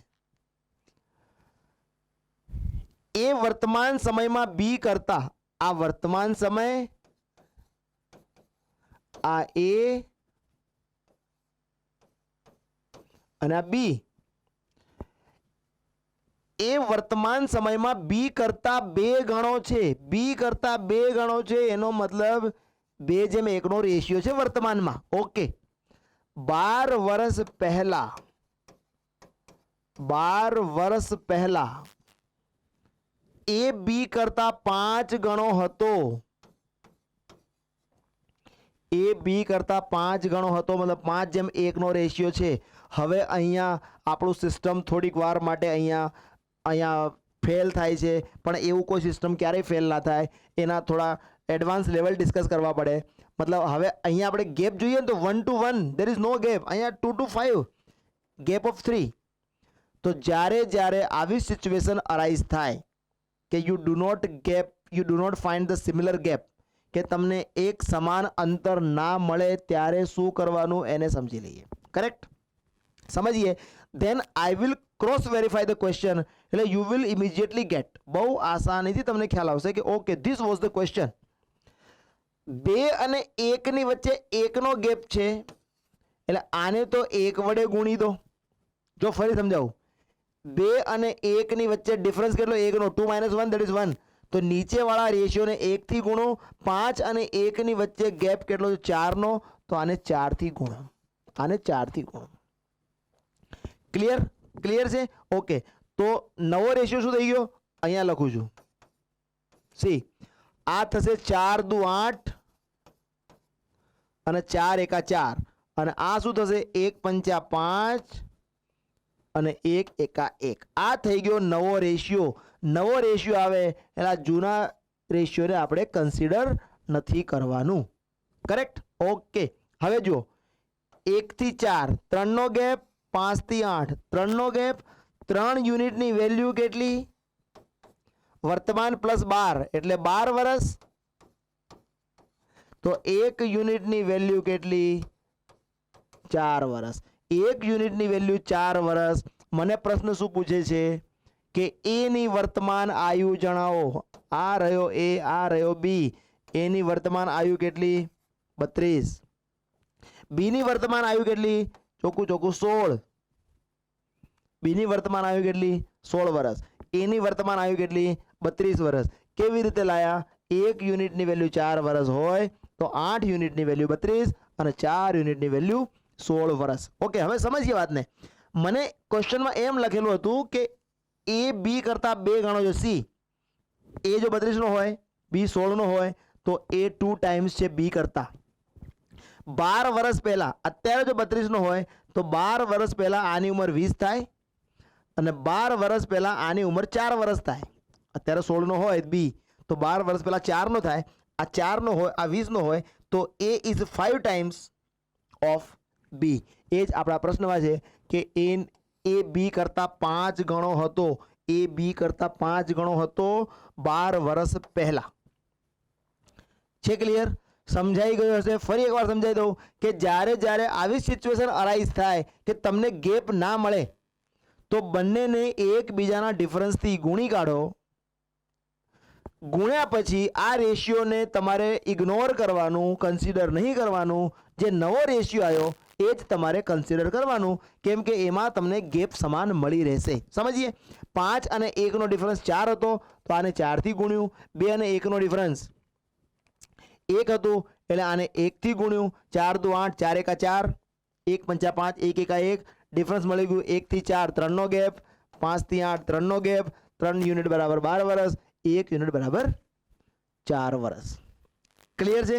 ઓકે, આગળ ચાલીએ. જો કોઈ ઇક્વેશન બનાવી નથી રહ્યા, મેથડ નવી છે, એપ્રોચ નવો છે, કદાચ તમને થોડીક વાર એમ લાગે કે સમજવામાં થોડી તકલીફ પડે, પણ ના, આને બરાબર સમજી લેજો વિડીયોને પોઝ કરીને જોઈ લેજો, ઘડી ઘડી રિવાઇન્ડ કરીને જોઈ લેજો, પણ આને બરાબર સમજી લેજો, કેમ કે કોઈ પણ પ્રકારનું ઇક્વેશન બનાવ્યા વગર આ પ્રશ્નો આસાનીથી સોલ્વ થાય એવા પ્રશ્નો છે. કરેક્ટ. આગળ ચાલીએ. વર્તમાન સમયમાં પુત્રની ઉંમર કરતા પિતાની ઉંમર 3 ગણી. જો ફરી સમજીએ, મેં કીધું ને 5મા 6ઠા પ્રશ્નમાં તો તમારા ડેટા એકદમ ક્લિયર થઈ જશે. અહીંયા હું લખું છું વર્તમાન, અહીંયા હું લખું છું પિતા અને અહીંયા લખું છું પુત્ર. તમારે જે લખવું હોય પણ તમારે ધ્યાન રાખવાનું છે કે હું શું લખું છું. વર્તમાન સમયમાં પિતાની ઉંમર પુત્રની ઉંમર કરતાં પિતાની 3 ગણી હતી. મતલબ આ રેશિયો 3:1 હતો. ક્લિયર. જો મેં અહીંયા પુત્ર અને અહીંયા પિતા લખ્યું હોત તો મારે ધ્યાન રાખવાનું હતું કે અહીંયા હું 1:3 લખત. કેમ કે પિતાની ઉંમર પુત્રની ઉંમર કરતાં 3 ગણી છે, પુત્રની ઉંમર કરતાં પિતાની ઉંમર 3 ગણી છે, એટલે પિતા પુત્રનો રેશિયો 3:1 થાય. 4 વર્ષ પછી અહીંયા લખી દઉં છું હું 4 વર્ષ પછી. 4 વર્ષ પછી પિતા અને પુત્રની ઉંમરનો ગુણોત્તર 13:5 થાય છે. 13:5 થાય છે. 4 વર્ષ પછી પિતા અને પુત્રની ઉંમરનો ગુણોત્તર 13:5 થાય છે. નાવ યુ સી, આ તો થઈ ગયું 4, એ તો મને ટોટલ ખબર છે, પણ અહીંયા 3 થી 13 એટલે 10નો ડિફરન્સ છે. Difference is not same. શું શીખીને આયા? ડિફરન્સ સરખો કરવો પડશે. શું કરીએ? 13 અને 5નો ડિફરન્સ છે 8, આને 8 થી ગુણો. 3 અને 1નો ડિફરન્સ છે 2, આને 2 થી ગુણો. ક્લિયર? સમજાઈ રહ્યું હશે? ઓકે. નવો રેશિયો આ બાજુ લખું છું. આ રેશિયોને કન્સિડર નહીં કરવાનો. પછી 8 તરી 24 અને 8 એકા 8, 13 દુ 26 અને 2 પંચા 10. 2 ગુણો ગુણાકાર 13 માં એટલે 26, 2 નો ગુણાકાર 5 માં એટલે 10, 8 નો ગુણાકાર 3 માં એટલે 24, 8 નો ગુણાકાર 1 માં એટલે 8. Clear? Now you can see very well કે ગેપ સરખો થઈ ગયો. 8 થી 10 2 નો ગેપ છે, 24 થી 26 2 નો ગેપ છે. 2 યુનિટની વેલ્યુ કેટલી? 2 યુનિટની વેલ્યુ 4 વર્ષ. 1 યુનિટની વેલ્યુ કેટલી? 1 યુનિટની વેલ્યુ 2 વર્ષ. મને શું પૂછે છે? પિતાની વર્તમાન આયુ જણાવો. પિતાની વર્તમાન આયુ આ રહી 24 યુનિટ. 24 યુનિટ એટલે 1 યુનિટની વેલ્યુ 2 વર્ષ, 24 યુનિટની વેલ્યુ 48 વર્ષ. ક્લિયર? મને પુત્રની વર્તમાન આયુ પૂછી હતો તો પુત્રની વર્તમાન આયુ કેટલી? 8 દુ 16 વર્ષ. 8 દુ 16 વર્ષ. પિતાની વર્તમાન આયુ કેટલી? 48 વર્ષ. છે 3 ગણી. જે આપણા ક્વેશ્ચનમાં જે ડેટા આપેલ છે એને સેટિસ્ફાઈ કરે છે. ઇટ ઇઝ વેરી કન્ફર્મ કે પિતાની 48 છે અને પુત્રની વર્તમાન આયુ 16 વર્ષની છે. ક્લિયર છે? તો જો હજી આગળ ચાલીએ કે બીજા શું કોમ્પ્લિકેશન્સ આ પ્રકારના પ્રશ્નમાં આવી શકે છે.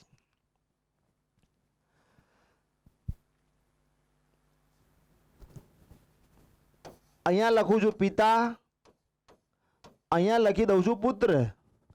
અહીં શું લખે છે? 3 year ago. શું રેશિયો તો 7:1 7:1. 3 વર્ષ પછી 3 year hence રેશિયો શું થઈ ગયો? 4:1. પિતાની 5 વર્ષ પછીની આયુ જણાવો. સી, ફરીથી કન્સેપ્ટને ક્લિયર કરી લઈએ. ગેપ સમાન નથી તો આને તો ગુણવું પડશે મારે 6 થી. 7 અને 1નો ડિફરન્સ 6, 4 અને 1નો ડિફરન્સ 3, આને ગુણવું પડશે મારે 3 થી. ક્લિયર? ઓકે. તો હવે રેશિયો શું બની ગયો? 3 × 21 અને 3 એકા 3. અહીંયા 6 ચોક 24 અને 6 એકા 6. 6 ચોક 24 and 6 × 1 = 6. તમે જુઓ 21 થી 24 એટલે 3 નો ગેપ, 3 થી 6 એટલે 3 નો ગેપ. 3 યુનિટની વેલ્યુ કેટલી? 3 યુનિટની વેલ્યુ કેટલી? 3 + 3 એટલે 6 year. તો 1 યુનિટની વેલ્યુ કેટલી? 2 year. 1 યુનિટની વેલ્યુ 2 year. આ રેશિયોને ગણતા નથી, આ રેશિયોમાં વેલ્યુ મૂકીએ છીએ. તો મને કોની ઉંમર પૂછે છે? પિતાની 5 વર્ષની. પિતાની ઉંમર કેટલી? 21 યુનિટ. 1 યુનિટની વેલ્યુ કેટલી? 2 વર્ષ. તો 21 યુનિટની વેલ્યુ કેટલી? 42 વર્ષ. પણ આ 42 વર્ષ ઉંમર ક્યારની આવી? પિતાની આવી 3 વર્ષ પહેલાની. 3 વર્ષ પહેલાની 42. આજની કેટલી? 45. 5 વર્ષની પછીની કેટલી? 50. So the right answer is 50 year. Clear છે? ફરી સમજીએ. 3 વર્ષ પહેલાનો રેશિયો છે 21:3. 3 વર્ષ પહેલાનો. 3 વર્ષ પહેલા ફાધરની એજ 21 યુનિટની હતી. અહીંથી હું લઈને આવ્યો કે 1 યુનિટની વેલ્યુ 2 વર્ષ છે. તો 21 યુનિટ એટલે કે 42 વર્ષની એજ ફાધરની હતી 3 યર અગો, 3 વર્ષ પહેલા. તો આજે કેટલી થાય? 45. 3 એડ કરો. મને 5 વર્ષ પછી કેટલી? બીજા 5 એડ કરો, મતલબ 50 વર્ષ. ફાધરની એજ 50 વર્ષ. ક્લિયર છે? આનાથી આસાન નહીં થઈ શકે. This is most simplified approach. Correct? બરાબર સમજી લેજો. હજી આપણે આવા પ્રશ્નો જોઈએ છીએ, એમાં વધારે ક્લિયર થઈ જશે. અજયની વર્તમાન આયુ તેના પિતા કરતા અડધી છે. જો અહીંયા ફરીથી લખું છું હું, આ વર્તમાન આયુ અજય અને એના ફાધર. તો અજયની વર્તમાન આયુ તેના પિતા કરતા અડધી, મતલબ પિતાની જો 1 ગણી લઈએ તો અજયની 1/2. સિમ્પલ કરવું હોય તો આને અહીંયા ગુણી દો એટલે આ થઈ જશે 1/2. એટલે આ ક્વેશ્ચન ઈઝી થઈ જશે.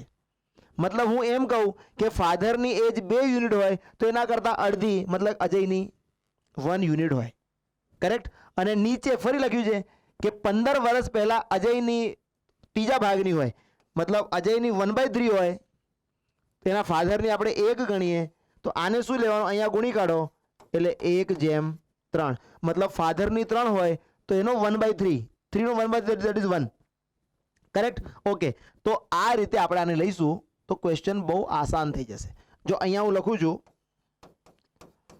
આ વર્તમાન, આ અજય અને આ એના ફાધર. ઓકે. તો વર્તમાનમાં શું લખે છે કે અજયની ઉંમર અડધી. તો હું અહીંયા 1 લખું, અહીંયા 2 લખું છું. ક્લિયર? 15 વર્ષ પહેલા 15 યર અગો ત્રીજા ભાગની હતી તો અહીંયા 1 લખું, અહીં 3 લખું. રાઈટ? તો સમજવામાં આ બહુ આસાન થઈ જશે હવે. ઓકે. હવે આપણે જોઈએ આ ગેપ ફરી પાછું આ ઇક્વલ નથી. રાઈટ? ઇક્વલ કરીએ તો આને તો ગુણી દઈએ. 2 અને 1 નો ડિફરન્સ 1 એટલે 1 થી, અને 3 અને 1 નો ડિફરન્સ 2 એટલે આને ગુણી દઈએ 2 થી. કરેક્ટ? તો નવો રેશિયો આ બાજુ લખું છું 2 એકા 2, 2 દુ 4, અહીંયા 1/3. રાઈટ? તો તમે ગેપ જુઓ. આ 1 નો ગેપ, 1 નો gap. There is a gap of 1 unit. 1 યુનિટની વેલ્યુ કેટલી? વર્તમાન પ્લસ 15 એટલે 15 વર્ષ. 1 યુનિટની વેલ્યુ 15 વર્ષ. પ્રશ્ન શું પૂછે છે? અજયની 5 વર્ષ પછીની ઉંમર જણાવો. આ અજય, આ એના ફાધર. અજય અને આ એના ફાધર. તો અજયની ઉંમર કેટલી? 2 યુનિટ. 1 યુનિટ કેટલા? 15 વર્ષ. 2 યુનિટ કેટલા? 30 વર્ષ. તો અજયની વર્તમાન આયુ કેટલી? 30 વર્ષ. મને શું પૂછે છે? 5 વર્ષ પછીની આયુ જણાવો. 5 વર્ષ પછીની આયુ કેટલી? 35 વર્ષ. તો અજયની 5 વર્ષ પછીની આયુ 35 વર્ષ. ક્લિયર છે? બહુ આસાનીથી પ્રશ્નો સોલ્વ થઈ જશે. આ રેશિયો પર આધારિત જે પ્રશ્નો પૂછાય છે, આ કન્સેપ્ટ પર બહુ જલ્દી થોડુંક કામ કરશો ને ઘરે, નોટ લઈને બેસવાનું તમારે. એટલે જેમ જેમ આપણે સોલ્વ કરતા જઈએ તમે પણ સોલ્વ કરતા જાઓ. So it would be more clear I think. Mala અને કલાની વર્તમાન આયુનો ગુણોત્તર. સિમ્પલ ક્વેશ્ચન છે, ખાલી થોડુંક એને ડિફિકલ્ટ કરવાની કોશિશ કરી છે, પણ બહુ ડિફિકલ્ટ છે નહીં. માલા અને કલાની આયુનો ગુણોત્તર છે 4/3. તેમની વર્તમાન આયુનો સરવાળો 2.8 ડિકેડ 2.8 દશક છે વર્તમાન આયુનો સરવાળો.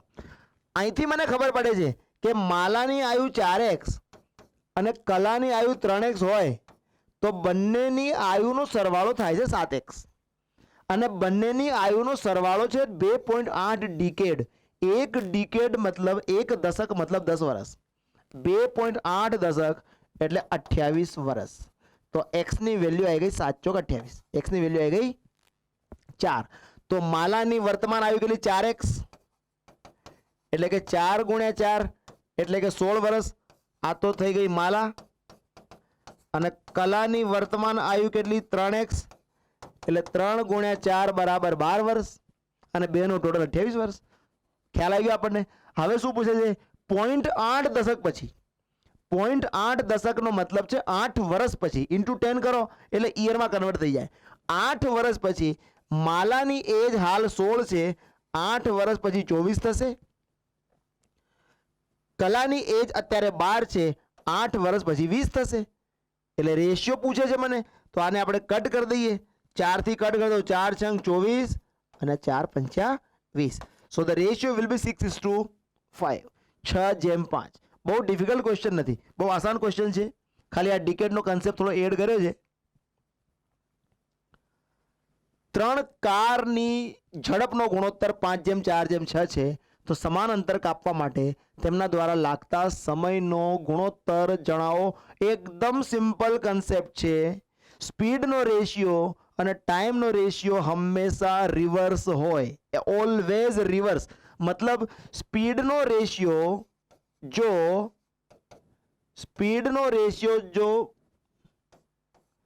5:4:6 હોય તો ટાઈમનો ratio it will be always reciprocal. વ્યસ્ત હશે ઝડપનો 1/5, 1/4 અને 1/6. આ રેશિયો હોવો જોઈએ. ક્લિયર? ઝડપના રેશિયોનો બિલકુલ વ્યસ્ત એ સમયનો રેશિયો હોય. તો ઝડપનો રેશિયો 5:4:6 નો હોય તો સમયનો રેશિયો 1/5 જેમ 1/4 જેમ 1/6 નો હોય. પણ આ રીતે આપણે લખી નહીં શકીએ. તો વોટ વી શુડ ડુ 5, 4 અને 6 નો લસા લેવો પડે. 5, 4 અને 6 નો લસા. તો 5, 4, 6 નો એલસીએમ એ થાય છે 60. Your LCM is 60. એલસીએમ થશે 60. તો 60 કરવા માટે તમારે શું કરવાનું? આને તમે 12 વડે ગુણો તો અંશને પણ 12 વડે ગુણો એટલે 12 એકા 12. આને તમે 15 વડે ગુણો તો અહીં બી 15 વડે ગુણવાનું એટલે આની વેલ્યુ થશે 15. અને આને તમે 10 વડે ગુણો તો આને પણ તમારે 10 વડે ગુણવાનું તો આ વેલ્યુ થશે 10. 12:15:10. 12:15:10. ક્લિયર? સિમ્પલ લોજિક હતું કે speed and time both are inversely related. એકબીજા સાથે વ્યસ્ત પ્રમાણમાં હોય છે. ઓકે. એક પ્રાણી સંગ્રહાલયમાં અમુક સંખ્યામાં હરણ અને અમુક સંખ્યામાં મોર છે. કુલ માથા 200 છે અને પગ 500 છે.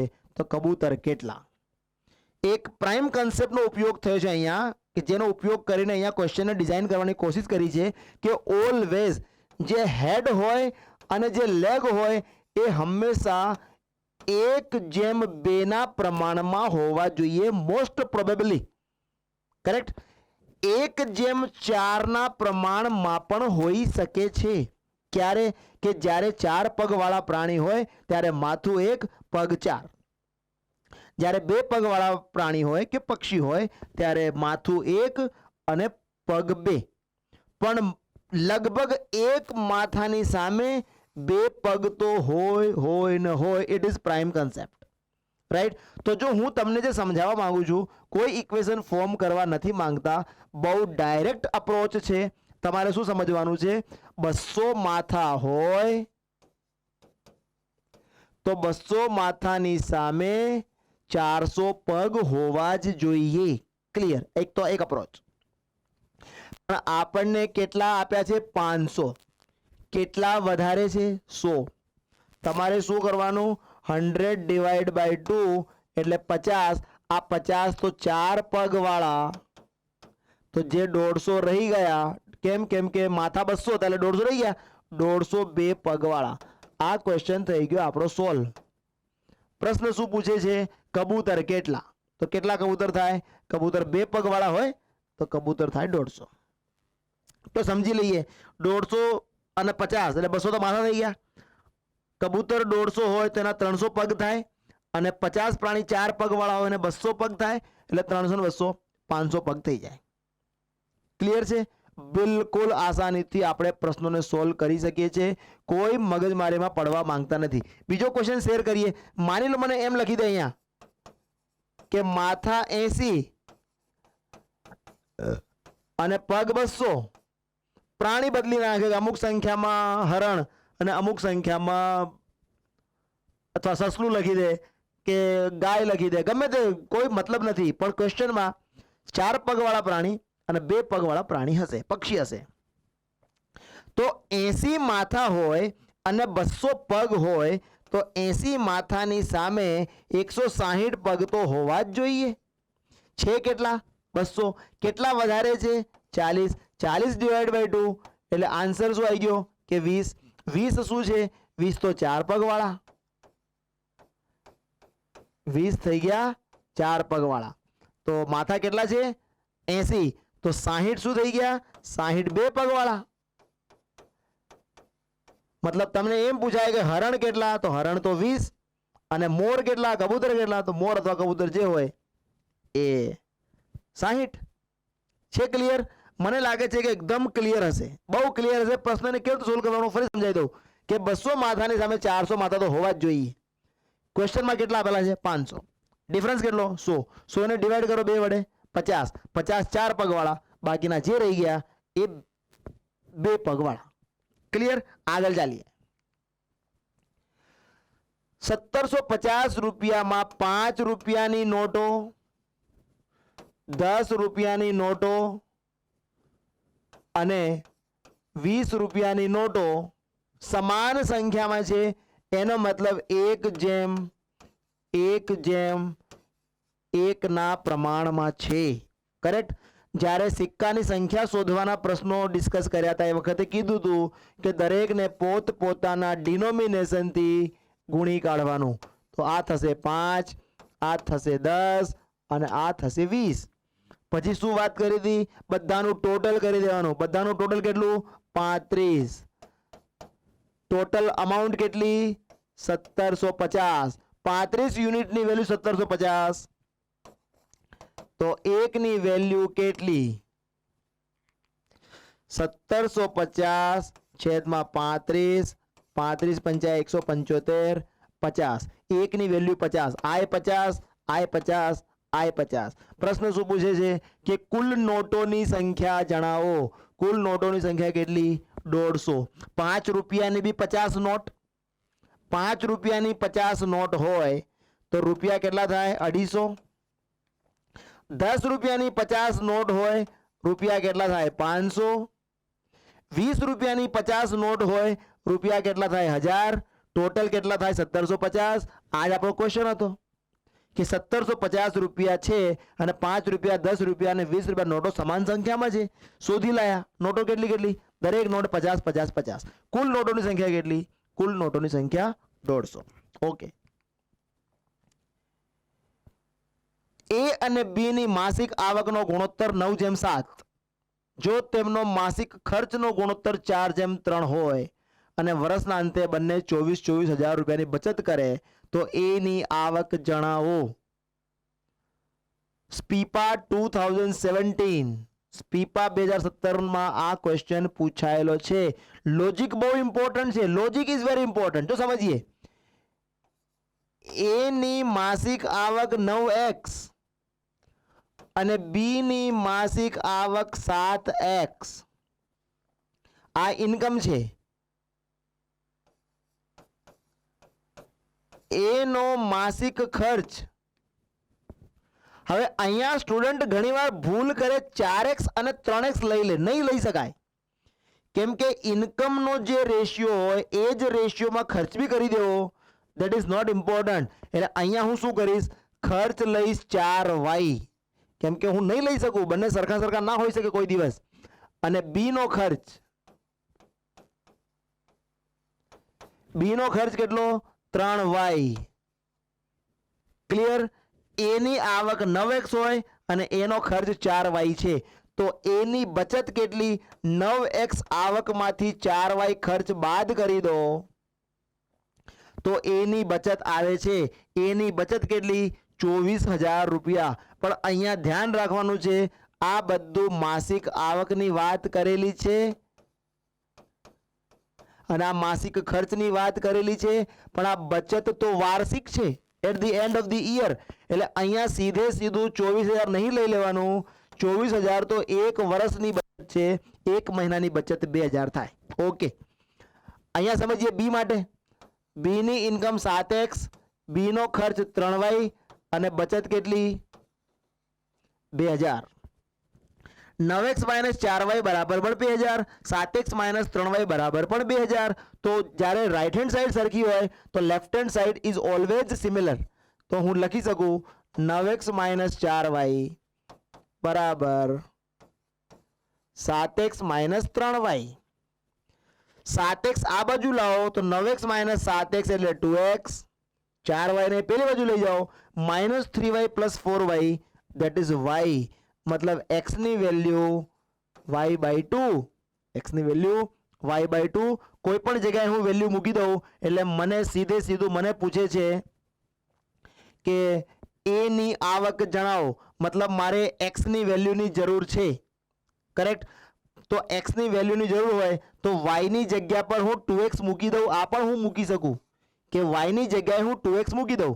તો અહીંયા 9x માઇનસ આ y ની જગ્યાએ 2x મૂકી દઉં તો 8x બરાબર 2,000. તો 9x માઇનસ 8x એટલે કે x બરાબર 2,000. પ્રશ્ન શું પૂછે છે? એ ની આવક જણાવો. એ ની આવક કેટલી છે? 9x. x ની વેલ્યુ કેટલી? 2,000. તો 9x ની વેલ્યુ કેટલી? 18,000. એ ની આવક કેટલી? 18,000 રૂપિયા. રાઈટ? તો જો પ્રાઇમ કન્સેપ્ટ હતો, બે જ જગ્યા પર ધ્યાન રાખવાની જરૂર હતી. શું ધ્યાન રાખવાની જરૂર હતી? એક તો અહીંયા 9x અને તમે ખર્ચ જો 4x લઈ લેત તો 2x ની વેલ્યુ સીધી સીધી આવી જાત. 2x ની વેલ્યુ એ તમારી સીધે સીધી જ આવી જાત અને એમાં ગડબડ થવાની સંભાવના હતી. સીધી 2x બરાબર કાં તો તમે 24,000 લઈ શક્યા હોત, કાં તો 2x બરાબર 2,000 લઈ શક્યા હોત. ભૂલ થવાની એક તો આ સંભાવના હતી. બીજી કે આ 24,000 ની બચત એ વાર્ષિક બચત છે, ઇન્કમ એ માસિક છે અને ખર્ચ પણ એ માસિક છે. એટલે આપણે 24,000 નહીં, અહીં આપણે 2,000 લેવાના હતા. આ એક ધ્યાનમાં રાખવાની બાબત હતી. ઓકે, આગળ ચાલીએ. એક સંસ્થામાં મેથ, ફિઝિક્સ અને બાયોલોજીની સીટો અનુક્રમે 5:7:8 ના પ્રમાણમાં છે. જો મેથ્સમાં 40%, ફિઝિક્સમાં 50% અને બાયોલોજીમાં 75% સીટો વધારવામાં આવે તો નવી સીટોનું પ્રમાણ જણાવો. અઝ્યુમ કરવાથી બહુ સારી રીતે પ્રશ્ન સોલ્વ થઈ જશે. જો આપણે સમજીએ, બહુ ઇઝીલી ક્વેશ્ચનને સોલ્વ કરી દઈએ. આ મેથ્સ, આ ફિઝિક્સ અને આ બાયોલોજી. હું શું કરું છું? 5:7:8 ના પ્રમાણમાં છે. 5:7:8 ના પ્રમાણમાં છે તો હું અઝ્યુમ કરી લઉં કે મેથ્સની સીટો 50, ફિઝિક્સની 70 અને બાયોલોજીની 80. 500, 700, 800 બી લઈ શકાય, પણ બહુ લાર્જર વેલ્યુ લેવાથી કોઈ મતલબ નથી, નાની વેલ્યુ લેવાની. આ છે આપણી ઓરિજિનલ સીટો. હવે વધી કેટલી? મેથ્સમાં 40% વધી ગઈ. 50 ના 40%. 50 ના 40% એટલે કેટલા થઈ જાય? 50 ના 40% 20. 20 વધી જાય એટલે સીટોનું નવું પ્રમાણ થઈ ગયું 70.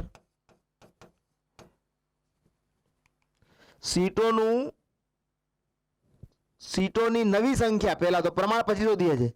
સીટોની નવી સંખ્યા 50 હતી, 40% વધી. 50 ના 40% 20 એટલે 70 થઈ ગઈ. ફિઝિક્સમાં 50% વધી, 50% વધી, 70 અઝ્યુમ કર્યું છે. 70 ના 50% 35 એટલે જો 35 વધી જાય તો આ 105 થઈ જાય. બાયોલોજીમાં 75% સીટો વધારવામાં આવી. 75%, 75% નો મતલબ થાય 3/4. 80 નું 3/4 આ 75% કહેવાય.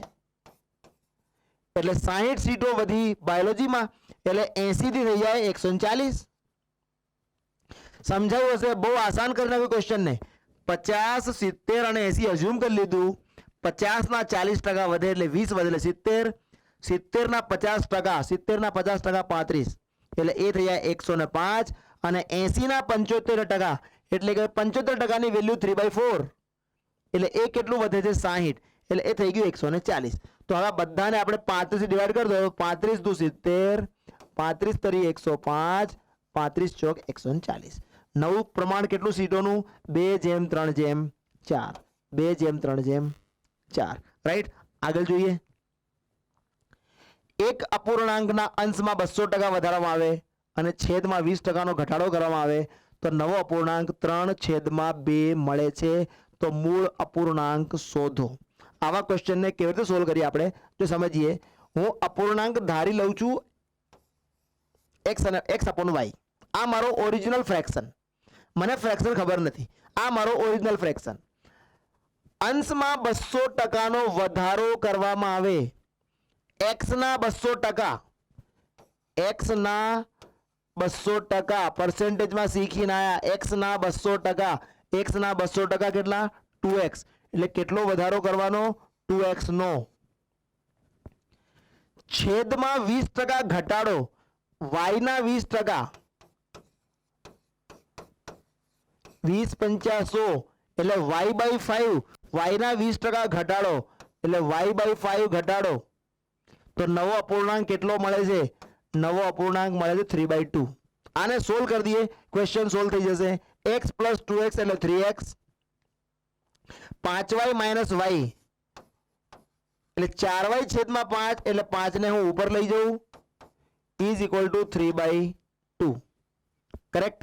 તો અહીંયા સામે સામે 3 કટ કરી દઈએ. આ 3 કટ કરી દઈએ એટલે આપણી પાસે શું આવી ગયું?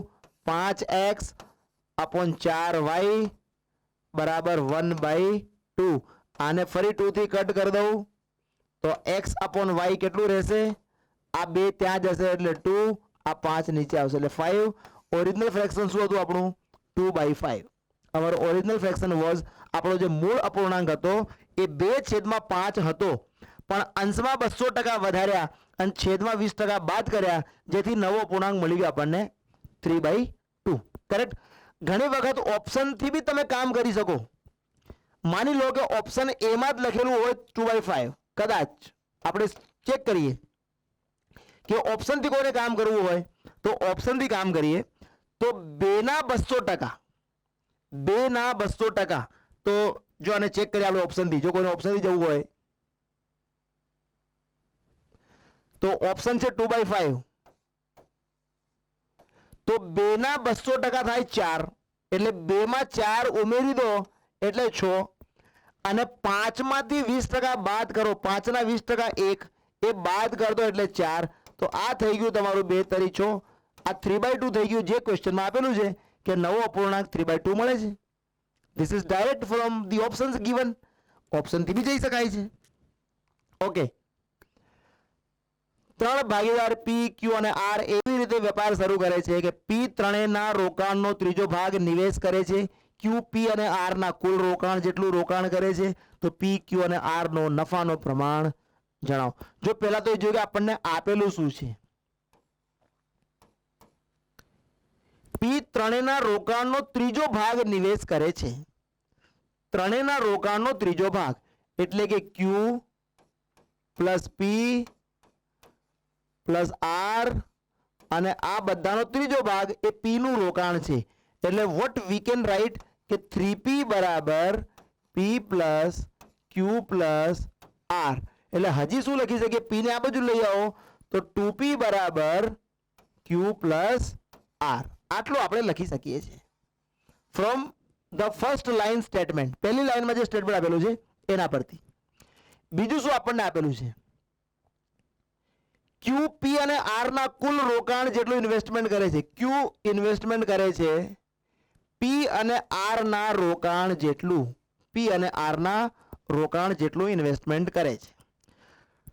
2p ની વેલ્યુ છે q પ્લસ આર, 2p ની વેલ્યુ q પ્લસ આર, અથવા તો અહીંથી જો q ની વેલ્યુ સબસ્ટિટ્યુટ કરી દઉં 2p માઇનસ આર, અહીંથી અહીંયા વેલ્યુ સબસ્ટિટ્યુટ કરી દઈએ તો q ની વેલ્યુ લઈ દઉં અહીંયા હું, q ની વેલ્યુ થઈ જશે 2p માઇનસ આર. તો અહીંયા હું લખી દઉં છું 2p minus R is equal to p plus R. p ને આ બાજુ લાવીએ એટલે p, r ને પેલી બાજુ લઈ જાઓ એટલે p is equal two 2r. p is equal two 2r. p મળી ગયું, q અને r. તો અહીંયા મારે જોઈએ છે p જેમ q જેમ અને r. p ની વેલ્યુ 2r, તો અહીંયા હું લખી દઉં છું 2r. r ની વેલ્યુ rh. હવે q ની વેલ્યુ જોઈએ છે મારે, તો q ની વેલ્યુ કેટલી આવશે? q ની વેલ્યુ જોઈએ, q ની વેલ્યુ આ રહી, q is equal to p plus r. q is equal to p plus r. p ની વેલ્યુ કેટલી? 2r. તો q ની વેલ્યુ કેટલી? 3r. q ની વેલ્યુ કેટલી? 3r. તો p જેમ q જેમ r કેટલું થઈ ગયું? r r r કટ કરી દે અહીંથી, તો આ થઈ ગયું 2 જેમ 3 જેમ 1. જો એક લેવલનો પ્રશ્ન હતો, આ એટલા માટે મેં છેલ્લે ઇન્ક્લુડ કર્યો મેં, કેમ કે આપણને જ્યારે આખું શીખી ગયા પછી આપણને એક લેવલ પર જઈને પ્રશ્નને તો સોલ્વ કરતા આવડવું જોઈએ. જો શું ડેટા હતા મારી પાસે કે p નું રોકાણ કેટલું? ત્રણેયના રોકાણનો ત્રીજો હિસ્સો, એટલે મેં લખી લીધું p plus q plus r upon 3. 3 ને આપણે અહીંયા લઈ આવ્યા એટલે 3p equal to p plus q plus r. p ને આ બાજુ લઈ આવ્યા એટલે 2p બરાબર q પ્લસ r. તો અહીંથી q ની વેલ્યુ મળી ગઈ 2p માઇનસ r. ક્લિયર? બીજું સ્ટેટમેન્ટ શું હતું કે q એ કરેલું રોકાણ p અને r ના રોકાણ જેટલું છે. q ની વેલ્યુ 2p માઇનસ r અહીંયા સબસ્ટિટ્યુટ કરી દીધી, p પ્લસ r. p ને આ બાજુ લાવો 2p minus p that is p, r ને આ બાજુ લઈ જાઓ એટલે p બરાબર 2r. p બરાબર 2r. p ની વેલ્યુ 2r, r ની વેલ્યુ 1r. હવે વેલ્યુ ફાઇન્ડ કરવાની હતી q ની. q ની વેલ્યુ અહીંથી ફાઇન્ડ કરી, q બરાબર p plus r. p is equal two 2r plus r, તો q ઇક્વલ ટુ 3r. અહીં આપણે મૂકી દીધું 2r 3r 1r, this is 1r. તો r કટ 2 જેમ 3 જેમ 1, 2 જેમ 3 જેમ 1. સારો ક્વેશ્ચન હતો, ખાલી ઇક્વેશન ફોર્મ કરવાનું આપણે શીખવાનું હતું. 18 રૂપિયા પ્રતિ કિલોગ્રામ વાળી ખાંડને 23 રૂપિયા પ્રતિ કિલોગ્રામ વાળી ખાંડમાં કયા ગુણોત્તરમાં મિશ્ર કરીએ કે બનતા મિશ્રણને 19.5 રૂપિયા પ્રતિ કિલોગ્રામ ભાવથી વેચી શકાય? આવા જ્યારે પ્રશ્નો આવે ઓલવેઝ ઇટ ઇઝ સજેસ્ટેડ કે તમારે મિક્સચર એલિગેશન પદ્ધતિ જ લગાવવાની છે. જો કેવી રીતે? અહીં તો લખી લો 18, અહીંયા લખી લો 23 અને જેટલામાં વેચવાનું હોય એને લખી લો અહીંયા સેન્ટરમાં. હંમેશા મિક્સચર એલિગેશનની પદ્ધતિ લગાવવાની. જ્યારે આવા બે અલગ અલગ ભાવની વસ્તુ આપેલી હોય અને એક નેટ રેટથી વેચવાનું હોય ત્યારે આપણે મિક્સચર એલિગેશન લગાવવાની. આ બેનો ડિફરન્સ કેટલો? 1.5. આ અહીંયા લખવાનું. આ બેનો ડિફરન્સ કેટલો? 23 અને 19.5 નો, તો 3.5 અને અહીંયા લખવાનું. રાઈટ? રેશિયોમાં પોઈન્ટનો કોઈ મતલબ નથી, એટલે આપણે લખી દેવાનું 35 જેમ 15. 35 જેમ 15. આને હજી હું 5 થી ડિવાઈડ કરું તો 5 × 35 અને 5 × 15. મતલબ 18 રૂપિયા પ્રતિ કિલોગ્રામ વાળી ખાંડ અને 23 રૂપિયા પ્રતિ કિલોગ્રામ વાળી ખાંડને 7:3 ના ગુણોત્તરમાં મિશ્ર કરવાનું, જેથી બનતું મિશ્રણ 19.5 રૂપિયા પ્રતિ કિલોગ્રામના ભાવથી વેચી શકાશે. Okay, so friends, this was all about a complete package of ratio and proportion. તમામ પ્રકારના પ્રશ્નોની ચર્ચા કરી, મિસેલેનિયસ ક્વેશ્ચન પણ જોયા, સિક્કાની સંખ્યા પર આધારિત, મિશ્રણ પર આધારિત, ભાગીદારીના પ્રશ્નો and finally age related question. આનાથી વિશેષ એક્ઝામમાં કશું પૂછી શકાય એવી સંભાવના નથી. The only thing left is કે તમારે સતત પ્રયત્ન કરવાનો છે, પ્રયાસ કરવાનો છે, હાર્ડ વર્ક કરવાનું છે, ક્વોલિટી વર્ક, સ્માર્ટ વર્ક કરવાનું છે. રાઈટ? સફળતા 100% મળશે. આગળ આપણે નવા ચેપ્ટર સાથે મળીશું. टिल देन, जय हिंद, जय भारत, नमस्कार.